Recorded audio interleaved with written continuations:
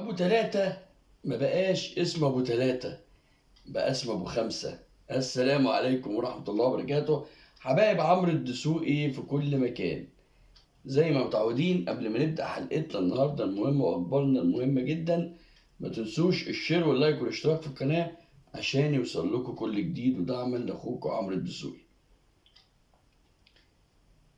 فعلا ما بقاش ابو تلاتة، كنا هنقول ابو تلاتة تلاتات في الدوري، دلوقتي ابو خمسة.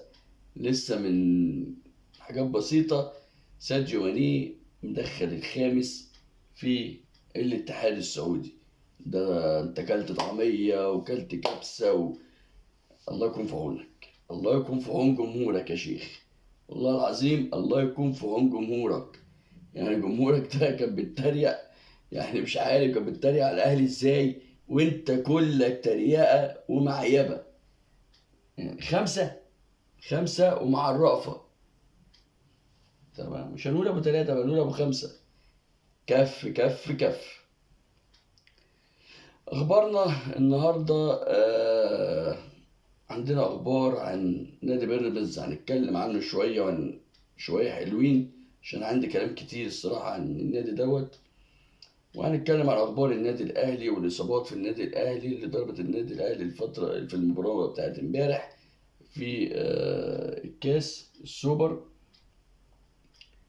وهنتكلم عن اخبار نادي الزمالك. عشان كده بقول لكم لو عجبتكم الحلقه ان شاء الله اخبارنا ما تنسوش اللياقات على قد ما تقدروا. هنبدا بنادي بيراميدز. نبدا كده بيه عشان عندي كلمتين جوايا وعايز اطلعهم. بعد خساره بيراميدز امام فيوتشر امبارح، المباراه اللي خسرها في كاس السوبر المصري، واعتبر بطولة شفية، وقيمة نادي بيراميدز وكواليتي اللعيبة وماديات وكل الإمكانيات المتاحة الموجودة عند بيراميدز، وبطولة زي دي مش عارف ياخدها لما يطلع كل موسم صفري. عايز أفهم إيه هدف نادي بيراميدز في مصر. كان الأول هدفه دمار النادي الأهلي، ولما الاهلي قفلها له بالضبه المفتاح ما بقاش عارف يتعامل مع لعيبه النادي الاهلي، ويلعب في دماغه خلاص بعد ما شافوا رمضان وبعد ما شافوا ما سبقهم احمد فتحي والناس دي والتاريخ اللي ضاع. كل اللعيبه قدرت تدور الموضوع في دماغها، مبقوش يجروا ولا ماديات واللعب في الدماغ. ساب النادي الاهلي جرى على الزمالك، قال لك بقى ندمر، ما خلاص الاهلي مش عارفين، تعالى نلعب على زي الزمالك. المهم في الاخر نوقع قطبين النادي، قطبين مصر الاهلي والزمالك، عشان احنا نكبر ونطلع والكلام ده كله. وخد 2 لعيبه اخرهم ابن اسامه نبيه وابن سيف وابن فاروق سيف، اللي هو سيف جعفر ابن فاروق جعفر. طيب، انا لما طلعت قلت ان انت نادي غسيل اموال، يعني مش هدفك بس كده، لا كمان غسيل اموال. لما تطلع كنت كل شويه كصاحب النادي الاماراتي يطلع يقول انا هلغي استثماراتي جوه مصر، انتوا مش عايزين استثمارات. سؤال واحد وتجاوبه، انت فين استثماراتك؟ نعدهم واحده واحده الاستثمارات بتاعتك كده عشان كل الناس تعرف استثماراتك ايه. فروع نادي لحد الان بقى 5 سنين ما عملتش اي حاجه، انت بتأجر نادي للعيبه بتتدرب فيها وبتلعب المباريات عليها، ما عندكش محلات بتأجرها ولا اي دخل ليك. بطولات حتى معنويه ما بتدخلهاش، يعني زي مثلا اخرهم هنقول الكاس السوبر اللي خرجت منه، يعني حتى معنويا بطوله تعدي كده على باب النادي نادي بيراميدز مفيش. اخرهم دوري ابطال افريقيا اللي كنت عمال تطلع بيه بنسبه 99% تخرج منه. انت مش هتقدر، انا بقول لك هو على مسؤوليتي، ورب يكرمك كنادي مصري يعني، بس انت مش هتقدر تكسب مازيمبي في ارضه بالمستوى دوت يعني. نادي ما عندكش اي احساس ببطوله ولا لعيبه بتتحاسب ولا عندك اي حاجه، تاخد بطوله ازاي؟ تعال نكمل بس في العد. عندك لعيبه سنها عدى 35 سنه و36 سنه ما بتعملكش اي حاجه، وبياخدوا فلوس كل موسم بالملايين، ما بتعملش حاجه. عبد الله السعيد ليه مقعده؟ احمد فتحي اللي مقعده لحد دلوقتي، اكرام اللي انت بتلعب الحارس الثالث عليه، الشاب الصغير اللي انت مقعده بتديله ليه بعد اصابه الشناوي؟ ده انت مش واثق فيه، مقعده ليه؟ لعيبه ما بتبيعهاش، يعني ما بتبيعش لعيبه تستثمر. هنقول مثلا جبت لعيب وكسبت فيه مثلا، جبته ب 10 بعته ب 50. لعيب مثلا طلعته ناشئ من الناشئين اللي عندك، وكسبت فيه 30 40 مليون. ما عندكش. طيب ما ببيعش لعيب عشان عايز بطولات وباخد بطولات. 5 سنين مفيش بطوله واحده عدت على باب النادي بيراميدز. فين استثماراتك يا صاحب النادي؟ فين استثماراتك؟ رحت خدت بوبو ب 60 مليون جنيه عشان ما يروحش النادي الاهلي، مع انه لعيب. انا مش بخرج في قيمه بوبو، يعني انسان محترم كل حاجه ربنا يكرمه، ما يسواش ككوره قدم 20، ما يسواش ال 20 مليون اللي الاهلي عرضها على فيوتشر. وانت رحت اجريت فيوتشر ب 60 مليون، فهيبص لل 20 ولا لل 60 فرق 40 مليون. اغريت اللاعب واغريت النادي وخدته، اللي ما عملش معاك اي حاجه لحد الان. فين استثماراتك؟ فين دخلك اللي بيخش لك؟ يبقى عرفت ان انت نادي غسيل اموال. نادي غسيل اموال ولا ما عرفتش؟ لما اكون رجل اعمال، انا راجل اعمال معروفين رجال اعمال، ادفع الجنيه يجي لي 100، ادفع المليون يجي لي 10. ده رجل اعمال، رجال اعمال معروفه البيزنس، ان انا ادفع فلوس يجي لي قد ايه. انت بقالك 5 سنين بمسماك الجديد بتدفع ما بتاخدش. طب ايه الافاده؟ الافاده الفلوس دي كلها بتروح فين؟ يعني بتعمل ايه الافاده؟ يا عم معاك فلوس مش عارف تضيعها، ما تشوف الناس الغلابه. انا لو مكانك هقفل النادي واسرح اللعيبه دي كلها. مدربين العيب مش في المدربين، العيب مش في المدربين، العيب في سيستم ونظام، والعيب برضه مش في جمهور. انت ما عندكش جهود جمهور جزء كبير برضه، مش جمهور لوحده ولا الفلوس لوحدها، في عوامل تانية إدارية كبيرة عشان تعرف تجيب بطولة. انت لعيبة ما تتحاسبش أصلا. واحد بياخد فلوسه، يا عم نمت شكرت خدتش بطولة مش هتحاسب. مش زي لعيبة الأهلي بتتحاسب من الجمهور وبتتحاسب من الإدارة وبتتحاسب من كل ومن الإعلام، وانتوا ولا إعلام بيحاسبك ولا إدارة بتحاسبكم ولا لعيبة ولا أي حد. هتاخد بطولة على إيه؟ لعيب باخد كل موسم ب 30 و40 مليون و50 مليون في جيبي كل سنة. هتعب نفسي ليه؟ خدتها ما خدتهاش خلاص. مفيش محاسبه. لكن تقول الاستثمار، انت نادي جاي زي ما قال سيد عبد الحفيظ امبارح، جاي لحاجه معينه تدمر الكوره المصريه في البلد فقط لا غير. جاي تغسل فلوسك هنا. انا بتمنى من الرقابه الاداريه عندنا والمسؤولين المعنيين يدوروا وراه، يدوروا يعني. انت راجل اعمال خليجي جاي بتستثمر فلوس، بس فين الاستثمار؟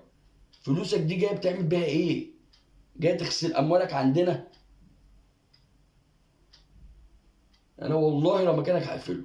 فمعلش كلمتين كنت لازم اقولهم على نادي بيراميدز. انا الصراحه مستحرم. انا لو صاحب النادي انا مستحرم كل الفلوس دي ليه؟ يعني بلديه المحله عملت عليك ماتش عمرك كله، فيوتشر نفس الكلام مش يكسبوا. كل الفرق دلوقتي بتعمل عليك بطوشه وانت كواليتي عالي من اللعيبه. يعني لو جزء من اللعيبه ده عند الاهلي موجوده هتاخد جميع مش حدش ياخد قصادها. الفلوس اللي انت عندك دي عند النادي الاهلي هيجيب لعيبه عالميه، محدش يشوف قصاده. تتفرج على البطوله، تتفرج على كاس العالم، ده هيطلع الاول، هياخد كاس العالم للانديه اللي بامكانيات الاهلي دي، وبص بيوصل للعالميه، وانت بامكانياتك مش عارف تاخد السوبر المصري. نادي بامانه فاشل، وعرفنا ايه مخططك. خليك عندك دم، واقفل النادي وصفيه. ندخل على الموضوع اللي بعد كده عندنا، هو نادي الزمالك. طبعا طلع النهارده قرار بعدم المشاركة في الرابطة اللي جاية. بالقرار ده اللي خده نادي الزمالك زي ما خدوا قرار النادي الأهلي، أعتقد بوظ الرابطة. فعلا الرابطة أنت يعني رسالة لاتحاد الكورة وإدارة الرابطة، بتعمل رابطة وأنت مش عارف تظبط دوري، بتعملها في توقيت غبي، في توقيت مش وقته. كاس مصر القديم مش عارف تلعبه، النهائي مش عارف تحطه فين دلوقتي. الدوري هينتهي في اخر 7، اللي نفسنا يخلص في 6، اللعيبه تريح تاخد هدنه تاخد تشريك، يعمل المدربين تعمل دوراتها تدريباتها الكلام ده كله. مفيش الكلام ده. فالنهارده الزمالك اداك ضربه اللي انت ما كنتش متوقعها. بقول لكم اتحاد الكوره ما كانش متوقع موضوع الزمالك ده ولا جمهوره. يعني يمكن قال كان في كلام وكان في توقعات، لكن الزمالك لا، ضربه على طول. طبعا الزمالك اسبابه ان عنده بطوله فيها فلوس في الامارات فيها دولارات، فانت هتديني مليون جنيه بقى لو خدت الكاس، ولا ما باخدوش اصلا بخرج منه، ما اروح استفاد، يمكن اخد الكاس او يمكن اخد فلوس يعني. قصدي لو ما خدتش الكاس هاخد فلوس، يعني ضامن فلوس دولارات جايه لي، افتح قيدي اظبط اموري. طبعا بطوله اسمها كاس دبي في الامارات من 4 فرق، وهي مشاركه الاهلي السعودي مع الزمالك مع وهان الصيني مع الرجاء المغربي، دول ال4 فرق مشاركين. فبالتالي الزمالك اروح اخد فلوس احسن، مش مليون جنيه ده اذا خدتها. انا ما خدتهاش هناك اخد مبلغ دولارات مليون دولار الكلام ده كله وارجع، مبلغ هيفك زنقه. فانا اعتقد كاس الرابطه ملهاش طعم، زي بالظبط كاس السوبر المصري، ان الاهلي الوحيد اللي ليه جمهور. انا حاسسها ان البطوله السنه دي بطوله فاشله، يعني المباراه كانت احسن، المباراه كانت احسن، لكن مش شايف لها معنى الصراحه، وده راي ناس كتير. السوبر المصري مش شايف له معنى السنه دي يعني بشكله الجديد. الخبر اللي بعد كده اخبار النادي الاهلي عندنا خلاص تاكد بشكل رسمي، وهو خروج الشناوي وياسر ابراهيم بسبب الاصابه اللي حصلت له في المباراه امبارح امام سيراميكا كليوباترا. مش هيلحقوا المباراه اللي جايه وهيبقوا خارج المباراه امام فيوتشر. المباراه ان شاء الله ميعادها يوم الخميس اللي جاي الساعه 7 مساء. والتالت والرابع انا مش عارف برضو ليه تالت ورابع اتعمل لها اصلا، مش كاس ده يا راجل، ده السوبر الافريقي او الدوري الافريقي اللي من 7 فرق، واحد 7 فرق ما اتعملوش تالت ورابع. انت عامل السوبر المصري تالت ورابع ليه؟ ده لو الاهلي كان خد تالت ورابع والله ما كنت اتفرجت عليه. يعني كان مش كاس عالم هو ولا يعني تالت برونزيه وحاجه كبيره. انا مش عارف لك انت بتعمل ايه يعني.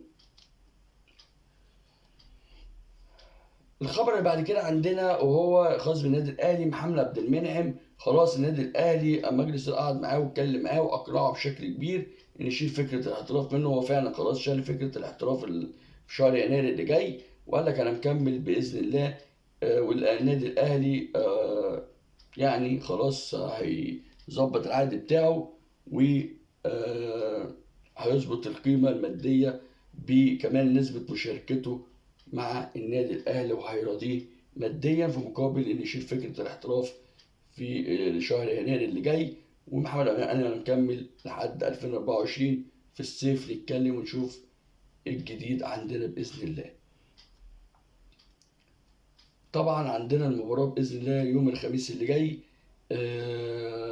هيبقى فيها برضو في التشكيل تغييرات، ده هنتكلم فيه باذن الله في حلقه بكره ان شاء الله، في التشكيل المتوقع وطريقه لعب فيوتشر، وازاي مستر كولر هيقابل فيوتشر وهيتعامل ازاي بالمباراه، وكمان باجهاد اللعيبه فعلا اللي عنده. لعيبه الله يكون في عونها مجهده جدا جدا جدا. فعشان كده يا جماعه الاهلي مرضيش يشارك في بطوله برضو زي ما قلت لكم انا شايفها مالهاش معنى. بعد خروج الاهلي والزمالك منها اعتقد هم دمروا البطوله اصلا. بيراميدز الله يكون في عون بيراميدز، يعني بيخرج من اول قلم، يعني بيخرج من البطوله من اول قلم. السنه اللي فاتت خدها طبعا سيراميكا كليوباترا على حساب المصري، والسنه اللي قبليها خدها فيوتشر.